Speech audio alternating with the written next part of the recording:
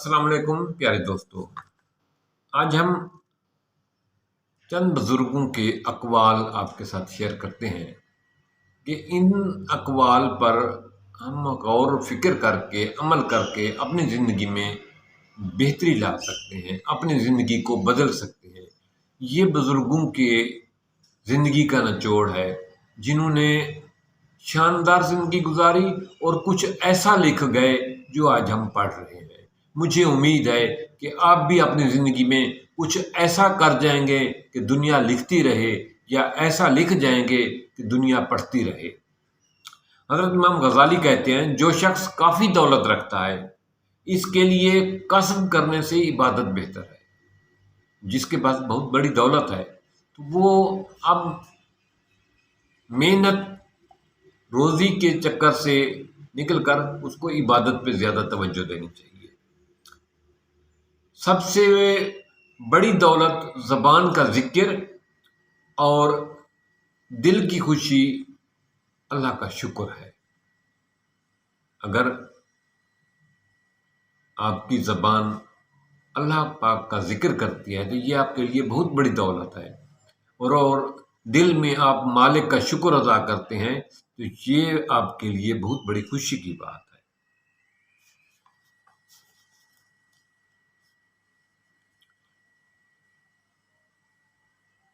एक और अक़वाल है, जब गैर महरम पर निगाह पड़े तो आंख बंद कर लो, सवाब ज़्यादा मिलेगा।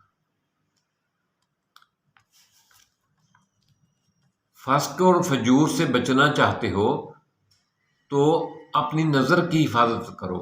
जब तक आप अपनी नज़र की हिफाजत नहीं करते, आप फ़स्क और फजूर से बचना आपके लिए मुश्किल है।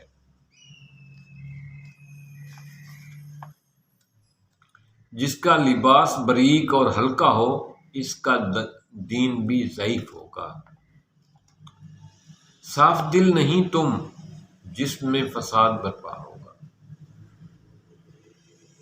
दानिश्वर कहते हैं, अगर तुम्हारा दिल साफ नहीं है तो तुम्हारे जिस्म में फसाद बर्पा होगा। और सबसे पहले एक और बात एक दानिश्वर ने की है, मेहमान के आगे खाना रखने से पहले अहल व अय्याल का हिस्सा निकाल लिया करें। जब तक दूसरी बात कहते हैं एक मशहूर दानिश्वर इमाम गज़ाली साहब, वो कहते हैं, वक्त आसे की माने, वक्त ऐसी है जैसे डंडा हो, इससे जो काम चाहो तुम ले। डंडा होता है ना हाथ में, उससे जो काम चाहें आप ले सकते हैं। दूसरी बात दिलचस्प फरमाई है एक दानिश्वर ने, जालिम की मौत पर मलाल होना, अफसोस करना, ऐसी है जैसे जुल्म में शरीक होना। जो अपने मामलात होशियार और चौकन्ना रहता है, सोच समझ कर काम करता है, सादत और खुशबख्ती उसकी पास रहती है। बच्चों की इस्लाह मकतब में और औरत की इस्लाह घर में होती है। बच्चों की इस्लाह मकतब में होती है, स्कूल में होती है। बच्चों को ख़ास तरबियत ख़ास माहौल में ही होता है, वहाँ बच्चों की इस्लाह होती है। और औरत की इस्लाह घर में होती है। एक और दानिश्वर ने फरमाया है, मजलिस के अंदर बैठो तो करीब तर लोगों का मिजाज पुरसी ज़रूर किया करो। जहाँ महफिल में बैठे हैं तो साथ वाले जो बैठे हैं इधर उधर, उनकी खैर खैरियत ज़रूर पूछा करो। दावत कबूल करने में अमीर और गरीब का फ़र्क ना किया करो। एक और जगह पे एक दानिश्वर ने फरमाया है, वो दावत सबसे बदतरीन है जिसमें अमीर को बुलाया जाए और मस्कीन को महरूम रखा जाए। अच्छा, एक मेहमान के मुतालिक एक दिलचस्प बात अक़वाल जो है एक बुज़ुर्ग का सामने आया है, जो मेहमान खुद आ जाए इसके लिए तकल्लुफ़ न करें।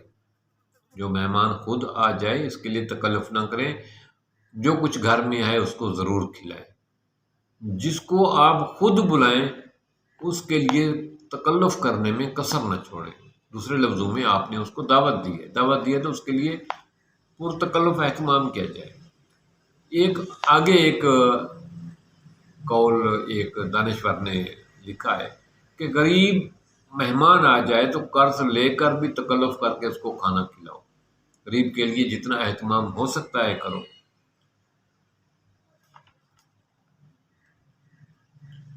खाना खाते हुए ऐब न निकालो। अगर खाना आपको पसंद नहीं आ रहा तो खाना छोड़ दो।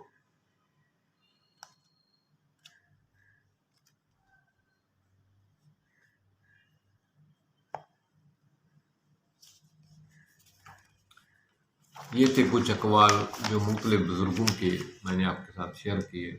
उम्मीद है कि आपको पसंद आएंगे। थैंक्स।